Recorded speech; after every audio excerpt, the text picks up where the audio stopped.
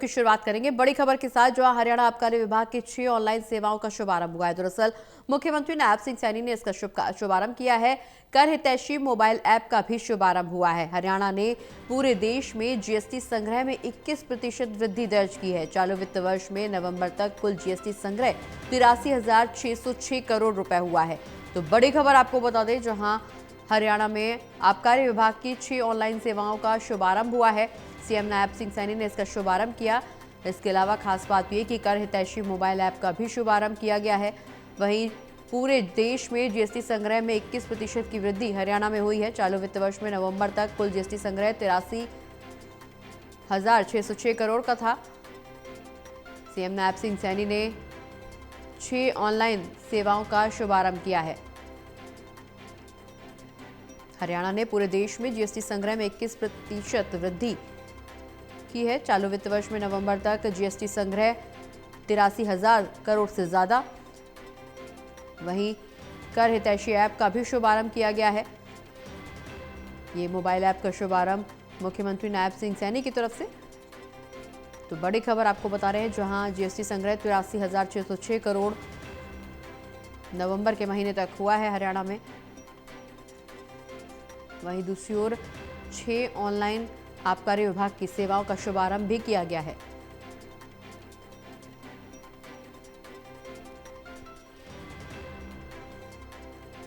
हरियाणा आबकारी विभाग की 6 ऑनलाइन सेवाओं का शुभारंभ हुआ है। मुख्यमंत्री नायब सिंह सैनी ने इसका शुभारंभ किया। इसके अलावा खास बात यह कि कर हितैषी मोबाइल ऐप का भी शुभारंभ हुआ है।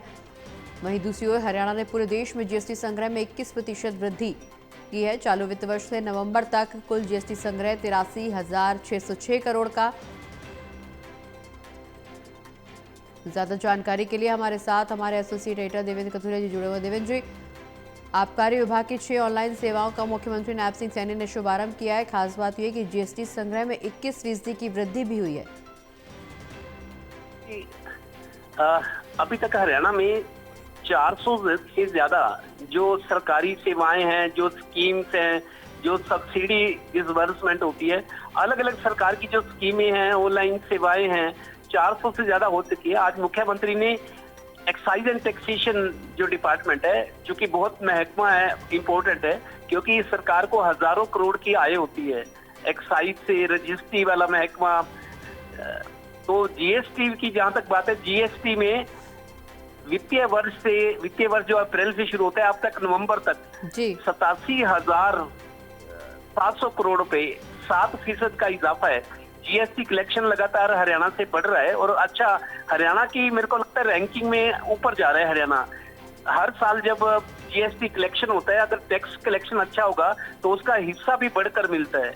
तो हरियाणा का रिकॉर्ड अच्छा है जीएसटी कलेक्शन में, क्योंकि व्यापार अच्छा हो गया है। हरियाणा में करीब 10 बड़े शहर जो है औद्योगिक केंद्र बन चुके हैं। गुरुग्राम, फरीदाबाद, रेवाड़ी में, सोनीपत, पानीपत, यमुनानगर, पंचकुला, तो 10 औद्योगिक बड़े शहर हैं। और पानीपत रिफाइनरी एशिया की सबसे बड़ी रिफाइनरी है। यहाँ से भी हजारों करोड़ की सरकार को आमदन होती है। तो जीएसटी कलेक्शन अगर बढ़कर मिलता है तो उसका हिस्सा भी जो वापस रिफंड सरकार देती है, मोदी सरकार, वो भी बढ़कर मिलता है। तो टैक्स कलेक्शन में अच्छा इंप्रूवमेंट हो रहा है, आर्थिक स्थिति मजबूत चल रही है और ऑनलाइन सेवाओं का भी विस्तार हो रहा है। जिस तरीके से मुख्यमंत्री एक्साइज एंड टैक्सेशन में कर संग्रह को लेके ये 6 तरह की ऑनलाइन सेवाएं हैं, बाकी डिपार्टमेंट में भी चल रही है, लेकिन इनका विस्तार हो रहा है।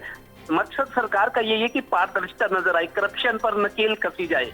ऑनलाइन सेवाएं होंगी तो कहीं आने जाने की जरूरत नहीं। आप घर पे बैठ के सीएससी कॉमन सर्विस सेंटर बने हुए हैं।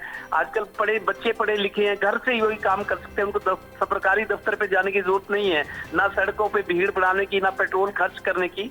तो ऑनलाइन सेवाएं पारदर्शिता की भी एक गारंटी होती है कि पारदर्शिता के दावे नहीं होते, उसमें सुधार भी नजर आता है। तो मुख्यमंत्री ने एक और सौगात की आज। जी चलिए, बहुत बहुत शुक्रिया देवेंद्र जी, तमाम जानकारी दर्शकों तक पहुंचाने के लिए।